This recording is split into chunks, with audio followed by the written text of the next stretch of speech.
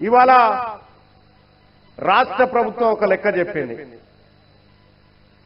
బీసీల లెక్క చెప్పింది. 56 అంటే దాదాపుగా 57% ఉన్నారయ్యా మీ బీసీలని లెక్క చెప్పింది. ఈ లెక్క చెప్పడానికి దాదాపుగా 90 సంవత్సరాలు పట్టింది. బీసీల లెక్క చెప్పడానికి 90 సంవత్సరాలు పట్టింది రాష్ట్రంలో. కానీ వాళ్ళ లెక్కలు తేల్చడానికి 4 సంవత్సరాలు చాలిగా. సోదరులారా, మనం అర్థం చేసుకోవాల్సినటువంటి ఒక విషయాన్ని చెప్తా ఉన్నా. ఇవాళ బీసీల దగ్గర మైక్ తీసుకుంటా, హలో హలో అది ఎత్తులాగా ఉంది, అది నేను మాట్లాడడానికి వస్తలేదు. రైట్ సోదరులారా, బీసీల దగ్గర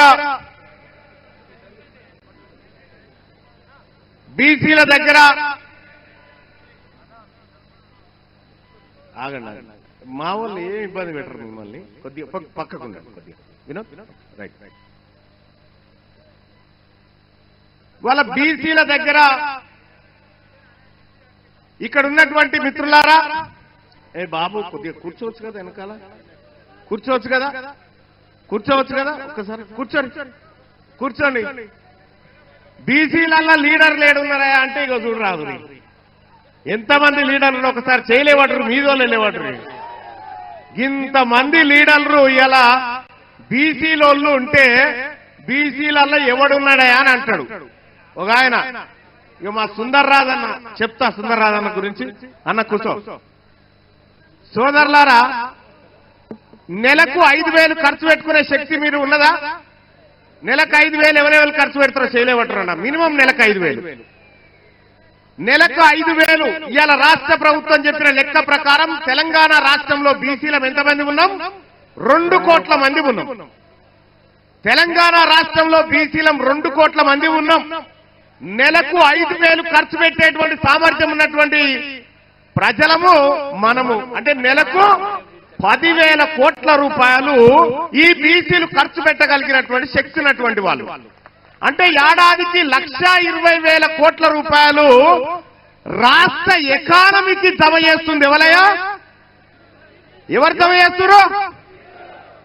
ఏడాదికి 1,20,000 కోట్ల రూపాయల సంపదను ఖజానాలో జమ చేస్తున్నటువంటి మోటబర్లు దమ్మున్న బిడ్డలు బీసీలా కాదా? మరి మేము జమ చేస్తుంటే మీరా కుప్ప మీద కూర్చొని రేషన్ కార్డు ఇస్తాం, కూల్యాలు పని చేపిస్తాం. మనం కదా ఓనర్లం. మనం ఓనర్లమై ఉంటే వాళ్ళు మనం కట్టినటువంటి పన్నుల సంపద మీద కూర్చొని కాంట్రాక్టులు చేసుకుంటా వాళ్ళ ఖజానాలు నింపుకుంటా ఉన్నారు. ఇలా తెలంగాణ రాష్ట్రంలో ఇన్ని లెక్కలు చెప్పిరు. ఓకే, తెలంగాణ రాష్ట్రంలో రెడ్డోళ్ళ లెక్క ఎంతరో చెప్పురా. రెడ్లు ఎంతమంది చెప్పిరు, లెక్కలైతే వచ్చినాయి కదా. ఇలా వెలగోల సంఖ్య ఎంతో చెప్పురు. మీకు దమ్ముంటే ఈ 2 పేపర్లలో హెడ్లైన్ రాయించి మీరు తిరుగురు చూద్దాం. ఇవి చెప్పరు. ఓసీలట 20% ఉన్నారని రాసుకుంటా ఉన్నారు పాపం. ఇలా లెక్క తెలంగాణ రాష్ట్రంలో ఉన్న వెలుమోలు ఎంతమంది అంటే గట్టిగా 1,00,000 లేరు. ఇలా బీసీల మీటింగ్ కోసం వరంగల్ రోడ్డు మీదకి ఎక్కిన 1,00,000 మంది అంతమంది కూడా లేరు. మొత్తం ఎవరు? వెలమల జనాభా. వాళ్ళు 13 మంది ఎమ్మెల్యేలా. ఇలా మా సుందర్రాజు అన్న చెప్తా ఉన్నాడు 14 లక్షల మంది. వాళ్ళు ఓటర్లు కాదు, మొత్తం జనాభానే గంత. ఓటర్లు ఇంకా తక్కువ ఉన్నారు. పిడికేడు మంది లేరు.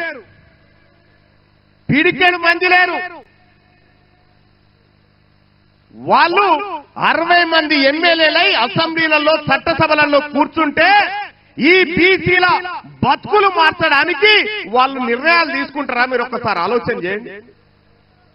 తీసుకోరు. ఇలా బీసీల చేతుల్లో భూములు లేవు, బీసీల చేతుల్లో అధికారం లేదు, బీసీల చేతుల్లో ఆర్థిక వనరులు లేవు. మొత్తం ఉన్నదంతా వాళ్ళ చేతుల్లో ఉన్నది. కానీ బీసీ ప్రజలారా గుర్తుపెట్టుకోండి, నిన్నటిదాకా ఒక లెక్క, ఇయాల్టి నుంచి ఇంకొక లెక్క. నిన్నటిదాకా ఒక లెక్క. ఈ బీసీలలోంచి ఎవడు అడిగేటోడు లేడనుకుర్రు. ఈ బీసీలకు ఇట్లనే 4 రోజులు ఉద్యమాలు చేసిపోతారనుకున్నారు. కానీ గుర్తు పెట్టుకోండి, ఇవాళ బీసీ సమాజానికి, తెలంగాణ రాష్ట్ర బీసీ ప్రజలకు మీ బిడ్డ తీన్మార్ మల్లన్న ఖడ్గం పట్టుకొని ఉన్నాడు. ఒక్క అనా పైసా పోయినా ఊరుకునేటువంటి ప్రసక్తే లేదు. చూడలే మొన్న చట్టసభలో చూడలే, నేను అధికార పార్టీలో ఉండి కూడా మొన్న ఇప్పుడే చెప్పిన 1,20,000 కోట్ల రూపాయలు మనం జమ చేస్తున్నామని. నేను పోయి మొన్న మండల్లో మాట్లాడినా, ఎంత ఇస్తున్నారా బడ్జెట్ల బీసీల కంటే 9,000 కోట్లు. 1,20,000 కోట్లు తీసుకొని 9,000 కోట్ల రూపాయలు మనకిస్తారట. అంటే ఎవరి సొమ్ముతో ఎవరు బతుకున్నానా? ఎవరి సొమ్ముతో ఎవరు బతుకుండు? మన కష్టంతో వాళ్ళు బతుకుంటే మనకు సేవ చేస్తున్నట్టు అని చెప్తా ఉన్నారు. నేను ఈ వరంగల్ వేదిక నుంచి చెప్తా ఉన్నా, మర్యాదగా బీసీల కుర్చీలు ఖాళీ చేయండి, మర్యాదగా బీసీల కుర్చీలు ఖాళీ చేయండి. మా బిడ్డలంతా తయారున్నారు ఈడ ఎక్కడానికి, కుర్చీలు ఎక్కడానికి మా బిడ్డలు తయారున్నారు. ఇలా సిద్ధమేనా? ఉన్నారా? మా బిడ్డలు ఇవాళ కుర్చీలు ఎక్కడానికి సిద్ధంగా ఉన్నారు. ఒక ఆయన పొద్దుగాల లైవ్ నడుస్తా ఉంటే ఒక ఆయన కామెంట్ పెట్టింది, నడుస్తున్నా. ఆయన పేరేందో ఉండే, నా ఫోన్ లో ఉండే, మహేశ్వర్ రెడ్డి అని ఒక ఆయన కామెంట్ పెట్టింది. ఏంటంటే బీసీలంతా మా ఉత్సదాగాలరా అని పెట్టింది. చూస్తారా కామెంట్? ఇక చూడు, బీసీలంతానట రెడ్ల ఉత్సదాగాల, మా ఉత్సదాగాలరా అని చెప్పి అలా కామెంట్ పెడతా ఉంటే, ఇంకా ఏం సోపది మీకు మాకు? జరా ఈ కెమెరా ఏదైతే ఉందో ఇది జూమ్ చేయండి బాయ్స్. ఈ లైవ్ స్క్రీన్ల మీద కనిపించేటువంటి కెమెరా ఇక చూడండి. మహేష్ రెడ్డి అట బీసీలు ఎప్పుడు మా ఉత్సదాగాల్సిందే అని చెప్పి, బీసీల మాట వాళ్ళ ఉత్సదాగన్నట. ఎవడు దాగితే ఇలా 1,20,00,000 రూపాయలు మా సొమ్ము, 1,20,000 కోట్ల రూపాయలు మా సొమ్ము మీరు దాగుకుంటా, మా బీసీల ఉత్స మీరు దాగుకుంటా మమ్మల్ని ఉత్స దాగమంటారా? దొంగ నా కొడుకులారా, మా సొమ్ము కదా ఇది, మా సొమ్ము దాగుకుంటా మమ్మల్ని. బీసీలకు ఇలా అధికారం మేమంటే ఒక ఆయన అంటాడు, మీరేమన్నా చేసుకోరు కానీ రాజకీయాలు చేయొద్దట. బరాబర్ రాజకీయాలే చేస్తాం. మా బిడ్డ శ్రీకాంతాచారి ఆత్మ బలిదానం చేస్తే ఆ శవంకాడ కాపుకున్న దొంగలు మీరు ఇలా మా బీసీల గురించి మాట్లాడతారా? మా బిడ్డకు చేసిన న్యాయం ఏంది ఒక్కసారి నేను అడుగుతా ఉన్నా. ఏ లెక్కకు ఎక్కడైనా సిద్ధం. తీన్మార్ మల్లన్న లెక్కలు తీసుకొని వస్తాడు. మీరు రమ్మంటే గోల్కొండ కాడ కూర్చుందామా, 1000 స్తంభాల గుడి కాడ కూర్చుందామా, లేకపోతే కాకతీయుల ఏ దూరణం కాడ కూర్చుందామో చెప్పురు. మీరు చేసింది దొంగతనమే. మీకో విషయమే తెలుసా? అసలు ఈ రెడ్లు వెలమలు తెలంగాణలో కాదు. ఈ రెడ్లు వెలమలు తెలంగాణలో కాదు. ఎందుకు చెప్తా ఉన్నంటే, మనకు అక్కడక్కడ ఊర్లలో గడీలు కనిపిస్తున్నాయి. మా మల్లేశ్ అనేటో బాయ్, అక్కడక్కడ ఊర్ల పండి గడీలు కనిపిస్తున్నాయా? ఆ గడీలు ఏంటి అవి? వాళ్ళ ఇండ్లు అనుకుంటురా? కాదు, ఒకప్పుడు తహసీల్ ఆఫీసులు అవన్నీ. ఒకప్పుడు తహసీల్ ఆఫీసులు. ఆ తహసీల్ ఆఫీసులో అప్పుడున్నటువంటి నిజాం ఏం చేసిందంటే, ఇక్కడ వాళ్ళకు చదువు రాదు, ఉర్దూ రాదు, ఇంగ్లీష్ రాదని చెప్పి కొంతమందిని ఇతర రాష్ట్రాల నుంచి పిలిపించుకుంటే వీళ్ళు వచ్చారు. వీళ్ళు వచ్చి అలా దొరబడి పన్నులు వసూలు చేసుకుంటా మొత్తం భూమి సంపద అంతా వాళ్ళ పేరు మీద రాసుకున్నారు. వీళ్ళు మనోళ్ళు కాదు. ఈ వరంగల్ ఆర్ట్స్ కాలేజ్ వేదికలో జరుగుతున్నటువంటి ఈ సభ రెడ్లకు వెలమలకు మనం విడాకులు తీసుకుంటా ఉన్నాం వాళ్ళతోటి. వాళ్లకు మనకు విడాకులు ఇవి. ఎక్కడైనా పెళ్లిళ్ళు ఘనంగా చేస్తారు కానీ విడాకుల మహోత్సవం ఘనంగా చేస్తున్నటువంటి కార్యక్రమం ఇదే. విడాకులేనా కాదా? విడాకులేనా కాదా? ఇక వద్దా చాలు మీ సోపద్దాలు. 70 ఏళ్ళు మీ సోపతి బట్టి తిరిగితే 7 లక్షల కోట్ల అప్పయింది నా ప్రజల మీద. 70 ఏళ్ళు మీ సోపతి బట్టి తిరిగితే 1000 మంది పిల్లలు ఆత్మ బలిదానం చేసుకొని చచ్చిపోయారు. 70 ఏళ్ళు మీ సోపతి బట్టి తిరిగితే లక్షల కోట్ల సంపద లూటీ అయిపోయింది. 70 ఏళ్ల పాటు మీ సోపతి బట్టి తిరిగితే మీ కాంట్రాక్టర్ల బొక్కసాలు నిండినాయి తప్ప మా బీసీల డొక్కలు నింపలేకపోయినారు. ఇక మీతోటి మాకేందయా? వద్దు. రెడ్లకు మనకు విడాకులేనా? చెప్పరేవా లీడర్లు? విడాకులేనా? విడాకులేనా? ఇగొద్దు మీ సోపతి, మీ సోపతద్దు. ఈ ఆర్ట్స్ కాలేజ్ వేదిక నుంచి చెప్తా ఉన్నా, మా బీసీలకు మీ ఓట్లు వద్దు. మీకు దమ్ముంటే మా ఓట్లు వద్దని చెప్పు. మీరు నిజంగా మనగాళ్ళైతే మాకు బీసీల ఓట్లు వద్దని చెప్పు. ఇవాళ టీచర్ ఎమ్మెల్సీ జరుగుతా ఉన్నాయి కదా, పిఆర్టీ అని ఒక సంఘం, ప్రోగ్రెసివ్ అని చెప్తారు కానీ ప్రోగ్రెసివ్ రెడ్డి టీచర్స్ యూనియన్ అది. అన్ని జిల్లాలకు అధ్యక్షులు వాళ్ళే. మొన్న శ్రీపాల్ రెడ్డి అంటారే నా ఆఫీస్ కాడికి వచ్చి, మల్లన్న నువ్వు మద్దతు చేయాలంటే లేచి నిలబెట్టి నిన్ను సిత్తు కూడా కొడుతున్నా బిడ్డ, నువ్వు రెడ్డి అని చెప్పిన. ఇవాళ ఇదే టీచర్ ఎమ్మెల్సీ ఎన్నికల్లో ఇది ఓట్ ట్రాన్స్ఫర్ సిస్టమ్. ఒక్క ఓటు నలుగురు కూడా వేయచ్చు. ఇవాళ మన బీసీ బిడ్డలు ఈ వరంగల్, నల్గొండ, ఖమ్మం, అటు ఆదిలాబాద్, నిజామాబాద్, వరంగల్, ఆదిలాబాద్, నిజామాబాద్, ఆ తర్వాత మెదకు, కరీంనగర్, ఈ స్థానంలో బీసీ బిడ్డలు నిలబడతా ఉన్నారు. సోదరులారా, మీ బంధువులకు చెప్పండి, మీ సోదరులకు చెప్పండి, మనం ఓటేస్తుంది బీసీ బిడ్డకేనా కాదా ఒక్కసారి చెక్ చేసుకోమని చెప్పండి. ఇక్కడనే చాలా మంది అభ్యర్థులు, సుందర్ రాజు అన్న టీచర్ ఎమ్మెల్సీగా నిలబడ్డాడు, ఇటు పూల రవీందర్ అన్న ఇదే స్థానం నుంచి మన బీసీ బిడ్డలే నిలబడరు. అక్కడి నుంచి కరీంనగర్ నుంచి ఇంకో బిడ్డ పట్టభద్రుల ఎమ్మెల్సీగా నిలబడ్డాడు. ఇటు ముంగట్రా ముంగట్రా ఇంకెవరున్నారు బీసీ బిడ్డలు? నిలబడరు, ఇట్లా నిలబడరు, ఇట్లా వరుస నిలబడరు. వీళ్ళే బీసీ బిడ్డలు, వీళ్ళు బీసీ బిడ్డలు. మన బీసీల ఓట్లు మనకే పడాలి. తల్లి పోలు దాచిన బీసీ బిడ్డ ఎవడైనా సరే పరదసాటుకు పోయినాక నీ ఓడికే ఓటేయాలి. ఇది ఈ సభ చెప్తున్నటువంటి మాట. మరి ఇద్దరిద్దరు నిలబడితే ఎట్లా మల్లన్న అంటే, మీకో విషయం చెప్తా ఉన్న సోదరులారా, పూల రవీందర్ గారికి ఫస్ట్ ప్రియారిటీ ఉంటే వీళ్ళ మనసులంతా సెకండ్ ప్రియారిటీ ఇక్కడ వేయాలి, ఇక్కడ ఫస్ట్ ఉంటే సెకండ్ ప్రియారిటీ ఇక్కడ వేయాలి. మన ఓట్లు మనమే పంచుకోవాలి తప్ప పొరపాటున కూడా ఒక్క ఓటు అక్కడ పోవద్దని చెప్పి తెలియజేస్తా ఉన్న సోదరులారా. మీరు కూర్చోండి పెద్దలారా, మీరు కూర్చోండి. ఇంకంతే కాదు, అయిపోలే. ఇక మొత్తం ఈ టీచర్ ఎమ్మెల్సీ ఎన్నికలల్లా ఎన్ని ఉన్నాయి ఇస్తున్నారన్న ఓట్లు వాళ్ళే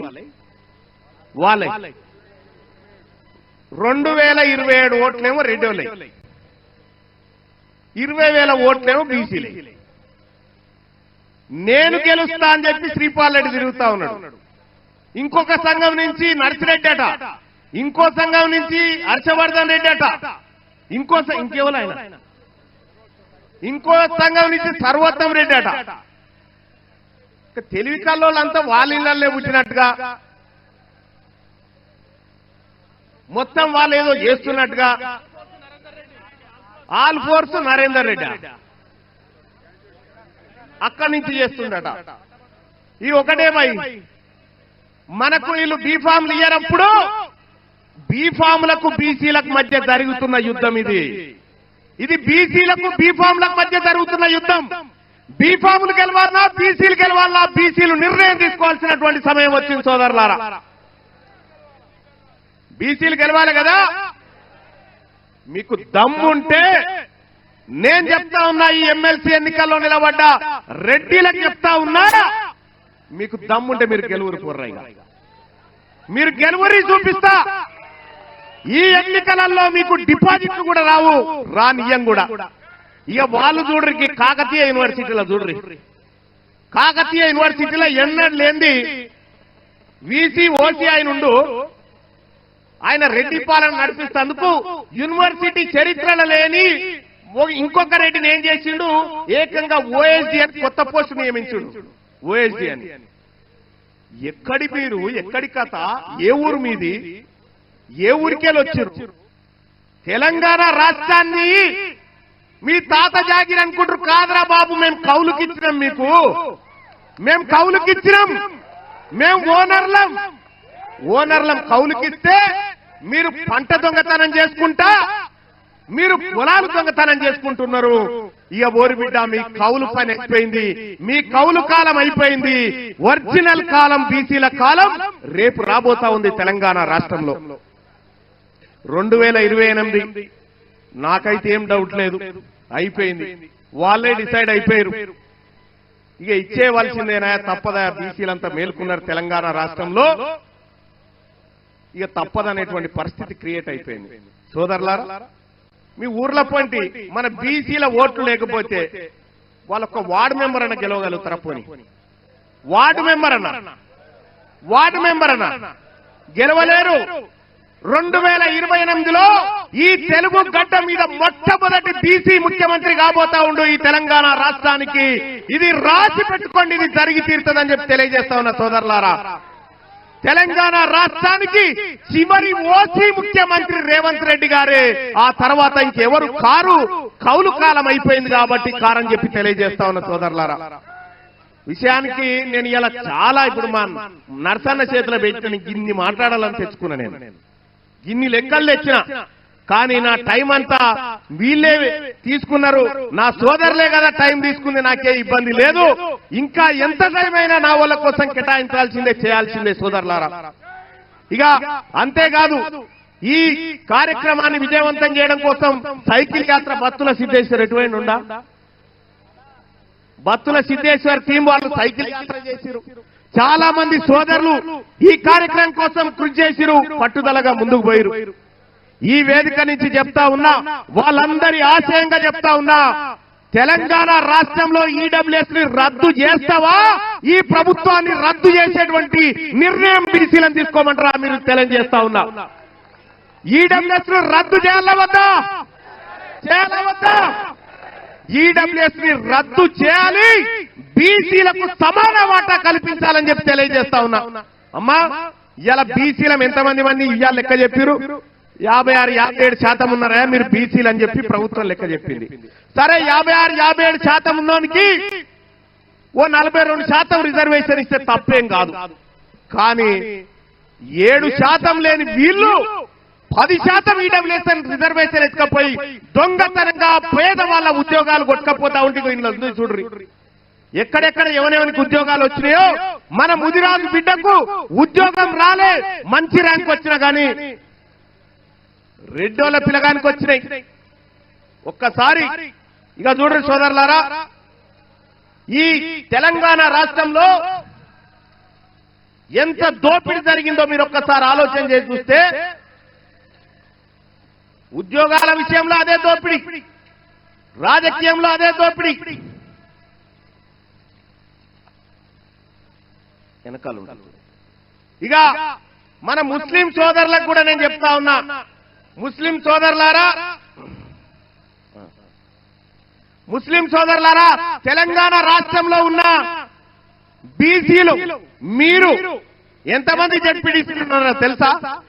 539 జడ్పీటీసీలు ఉంటే ఒక్కడు ముస్లిం ఆయన ఉన్నాడు. ఆమె బేగం, షమినా బేగం అని చెప్పి ఆలంపూర్ కాడున్న జడ్పీటీసీ ఒక్కటి ముస్లిం సోదరి. వాళ్ళు 12% ఉన్నారని లెక్కలు చెప్తా ఉంటే ఒక్క జడ్పీటీసీ.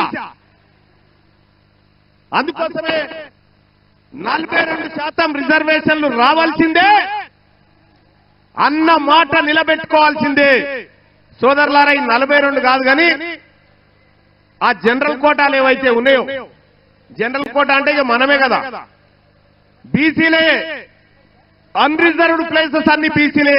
అన్ని చోట్ల బీసీలు ఎన్నికల్లో నిలబడి తమ సత్తా దాటాలని చెప్పి తెలియజేస్తా ఉన్నా.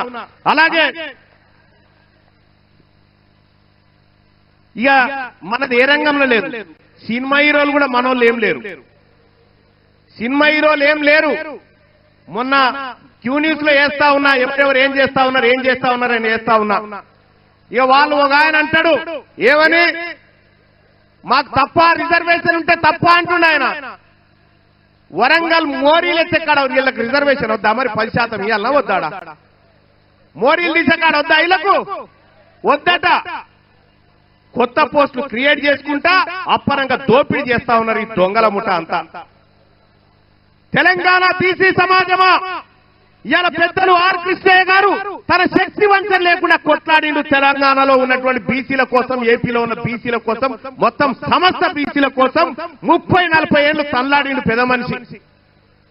రక్తం ఉన్నన్ని రోజులు రాజీ పడకుండా పోరాటం చేసినటువంటి ఆర్ కృష్ణయ్య గారు ఇంకెంతకాలం పోరాటం చేయాలైనా? ఇంకేం చేయమంటారు ఇంకా ఆయనని? అందుకోసమే ఆయన కోరుకున్న ఆశయాలు గాని, ఆయన అనుకుంటున్నటువంటి బీసీ సమాజాన్ని గాని మనమే నిర్మించాలి, మనమే ముందుకు తీసుకుపోవాలని చెప్పి తెలియజేస్తా ఉన్న సోదరులారా. చాలన్నా, నీ జీవితం అంతా పోరాటం చేసినావు, మేమున్నాం, మేం చేస్తామన్నా 4 సంవత్సరాల్లో ఈ తెలంగాణ రాష్ట్రాన్ని బీసీల కాళ్ల దగ్గరికి తీసుకొచ్చి పెట్టడమే మా లక్ష్యం అని చెప్పి తెలియజేస్తా ఉన్న సోదరులారా. మా తాన లీడర్లు లేరట. నీ అమ్మ ఎంత వేదిక సరిపోక అందాకేసినాం. ఈయనే ఉన్నారు 1000 మంది ఉన్నట్టు మీద. కాబట్టి సోదరులారా, రాజకీయపైనటువంటి అవకాశాలు మనకు దక్కాలి. వార్డు మెంబరు జనరల్ అయ్యిరంటే దుంకురి కథం. జనరల్ అని తెలిస్తే తడుపున దుంకాలల్లా పోటీ చేస్తూనే ఉండాలి. ఎందుకంటే ఓట్లు మనే కదా, ఓట్లు మనే. ఇక మనం కూడా ఒకటి గుర్తుపెట్టుకోవాలి సోదరులారా, బీసీల దగ్గర పైసలు ఎక్కడి, బీసీలు ఎట చేస్తారు, ఏం చేస్తారంటే చితం పైసలు ఉన్నారట ఆయన బీసీల దగ్గర. చితం పైసలున్నాయి. తెలంగాణ రాష్ట్రంలో 2 కోట్ల మంది వాళ్ళ మనోళ్ళే అని చెప్పినా, 2 కోట్ల మంది ఒక్క పూట ఛాయ్ బంద్ చేసి 10 రూపాయలు వారేస్తే 2 కోట్లు ఇంటూ 10 20 కోట్ల. 20 కోట్ల రూపాయలు ఛాయ్ బంద్ చేస్తే అయితే మన తాన. ఆదివారం మటన్ బంద్ చేస్తే 500 కోట్లు. మా తాన పైసలు లేవంటారు ఎవరు నాయన, అడ్డగోలుగున్నాయి మా తాన పైసలు. పైసలు లేని బికార్లు మీరు. మేము రేపు తెల్లారే వరకల్లా టీఆర్ఎస్ పార్టీని కొనేయమంటే కొనేస్తాం. మేము గంత డబ్బుంది బీసీల దగ్గర. రాబోయేటువంటి ఏ ఎన్నికైనా అది బీసీలదే కావాలి, బీసీ బిడ్డలే గెలవాలి. ఇక కొన్ని విషయాలు బీసీలు త్యాగాలు పోరాటాలని చెప్పి చెప్తా ఉంటే సోదరులారా సిగ్గనిపిస్తుంది వాళ్ళని చూస్తా ఉంటే. సర్దార్ సర్వాయి పాపన్ ఎవరు? మన బీసీ. సాకలి ఐలమ్మ ఎవరు? పుంజాల శివశంకర్ ఎవరు? బొమ్మగాని ధర్మభిక్షం ఎవరా? మన బిడ్డనే కదా. పండుగ సాయన్న ఎవరా? అనేక మంది బీసీల త్యాగంతో ఏర్పడ్డ ఈ నేల మీద మీ పెత్తనం ఏంది? కొండా లక్ష్మణ్ బాపూజీ ఎవరు? ఒరిజినల్ గా తెలంగాణ కోసం త్యాగం చేసిన బిడ్డలు వీళ్ళంతా. దొడ్డి కొమరయ్య ఎవరు? ప్రొఫెసర్ జయశంకర్. ఈ వేదిక నుంచి నేను చెప్తా ఉన్నా మా నాయకత్వానికి అందరికి కూడా, బీసీల మంత్రం తీర్మానిస్తా ఉన్నాం. ఇలా తెలంగాణ రాష్ట్రానికి జాతిపితగా మేము జయశంకర్ సార్ను గుర్తించుకుంటా ఉన్నాం. ఆయన తప్ప ఇంకెవరు లేడు జాతిపిత. జాతిపిత జయశంకర్ సార్. తెలంగాణ జాతిపితగా ఆయనని మనం గౌరవించుకోవాల్సిందే, గౌరవించుకుంటాం కూడా. మీరు గుర్తింపునిచ్చినా మీ తొక్కల గుర్తింపు ఎవరికి అక్కర్లేదు. మా నాయకుడిని మేము గుర్తించుకుంటాం, మా నాయకులను మేము గుర్తించుకొని తీరుతాం.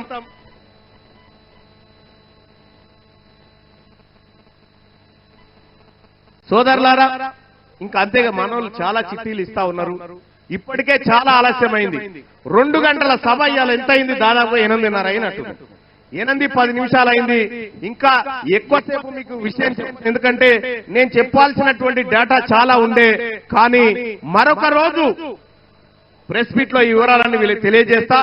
రాబోయేటువంటి ఈ పట్టభద్రుల ఎమ్మెల్సీ గాని టీచర్ ఎమ్మెల్సీలో గాని బీసీల గెలుపు కోసం మనం అందరం ప్రయత్నం చేయాలని చెప్పి తెలియజేసుకుంటూ, అలాగే ఈ కార్యక్రమానికి విచ్చేసినటువంటి సోదరులారా సోదరిమణులారా జాగ్రత్తగా ఇంటికి పొండి. రేపటి తెలంగాణ రాష్ట్రం అబ్ కీ బార్ బీసీ సర్కార్, అబ్ కీ బార్ జై తెలంగాణ, జై బీసీ.